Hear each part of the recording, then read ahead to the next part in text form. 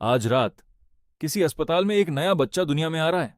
वो रो रहा है, अपने हाथ नहीं हिला सकता, अपना सिर नहीं उठा सकता, कुछ भी नहीं कर सकता। और हम कहते हैं यह नॉर्मल है। लेकिन क्या सच में यह नॉर्मल है? एक घोड़े का बच्चा पैदा होते ही खड़ा हो जाता है, 1 घंटे के अंदर चल लेता है। एक हिरण का बच्चा पहले ही दिन भाग सकता है। लेकिन इंसान का बच्चा, वो 1 साल तक चलना नहीं सीखता, 9 महीने तक अकेला बैठना भी नहीं जानता। यह कमजोरी नहीं है, यह एक राज है। और यह राज शुरू होता है आज से लगभग 30 लाख साल पहले। हमारे पूर्वज 4 पैरों पर चलते थे, फिर धीरे धीरे वो सीधे खड़े हुए, 2 पैरों पर चलने लगे। ये एक बड़ी बात लगती है, लेकिन इसका एक बहुत बड़ा नुकसान था। जब हम सीधे खड़े हुए, हमारे कूल्हे तंग हो गए, पेल्विस छोटा हो गया, बर्थ कैनाल यानी वो रास्ता जिससे बच्चा बाहर आता है, वो भी छोटा हो गया। लेकिन उसी वक्त कुछ और भी हो रहा था। हमारे दिमाग बड़े होते जा रहे थे, हर पीढ़ी में थोड़ा और बड़ा और बड़ा और बड़ा। तो सोचो, एक तरफ दिमाग बड़ा हो रहा है, दूसरी तरफ रास्ता छोटा हो रहा है। यह एक नामुमकिन समस्या थी। बड़ा दिमाग, छोटा रास्ता, दोनों एक साथ नहीं हो सकते। तो प्रकृति ने क्या किया? प्रकृति ने एक जुगाड़ निकाला। बच्चे को अधूरा पैदा करो। मतलब जब बच्चे का दिमाग अभी पूरा नहीं बना, तभी उसे बाहर भेज दो। 2012 में एंथ्रोपोलॉजिस्ट हॉली डन्सवर्थ ने एक रिसर्च पब्लिश की। उन्होंने कैलकुलेट किया कि इंसान का गेस्टेशन पीरियड यानी मां के पेट में रहने का वक्त असल में 21 महीने होना चाहिए, 21 महीने। लेकिन हम पैदा होते हैं सिर्फ 9 महीने में। क्यों?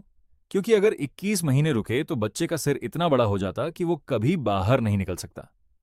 तो इंसान ने एक डील की इवोल्यूशन के साथ। हम 3 महीने पहले बाहर आ जाते हैं, तो फिर ये तीसरा ट्राइमेस्टर कहाँ जाता है? वो बाहर होता है, मां की गोद में। इसीलिए नए बच्चे को इतनी चीजें चाहिए होती हैं: लगातार स्पर्श, आवाज, दूध, गर्माहट। यह सब लग्जरी नहीं है, यह बायोलॉजिकल जरूरत है। रिसर्चर जॉन केनेल और मार्शल क्लॉस ने 1970 के दशक में साबित किया, जो माएं अपने बच्चे को पैदा होने के फौरन बाद पकड़ सकती हैं, उनके बच्चे ज्यादा तेजी से बढ़ते हैं। स्किन टू स्किन कॉन्टैक्ट, जिसे कंगारू केयर कहते हैं, प्रीमैच्योर बच्चों की जान बचा सकता है। क्योंकि वो बच्चा बाहर आकर भी अभी वार्म मोड में होता है, उसका दिमाग अब भी बन रहा होता है, उसकी हड्डियां अब भी मजबूत हो रही होती हैं। लेकिन यहां एक और बात है, इस अधूरेपन ने कुछ और भी किया। इंसान का बच्चा इतना बेसहारा है कि उसे बचाने के लिए सिर्फ एक इंसान काफी नहीं होता। मां अकेली नहीं संभाल सकती, बाप चाहिए, दादी चाहिए, पूरा खानदान चाहिए। एंथ्रोपोलॉजिस्ट सारा ब्लैफर हर्डी कहती हैं कि इंसान को-नैपरेटिव ब्रीडर्स हैं। मतलब हम मिलकर बच्चे पालते हैं। और यही चीज, ये मजबूरी शायद इंसानी समाज की नींव है। भाषा इसलिए नहीं बनी कि हम स्मार्ट थे, भाषा इसलिए बनी ताकि हम एक दूसरे को याद दिला सकें बच्चे का ध्यान रखना।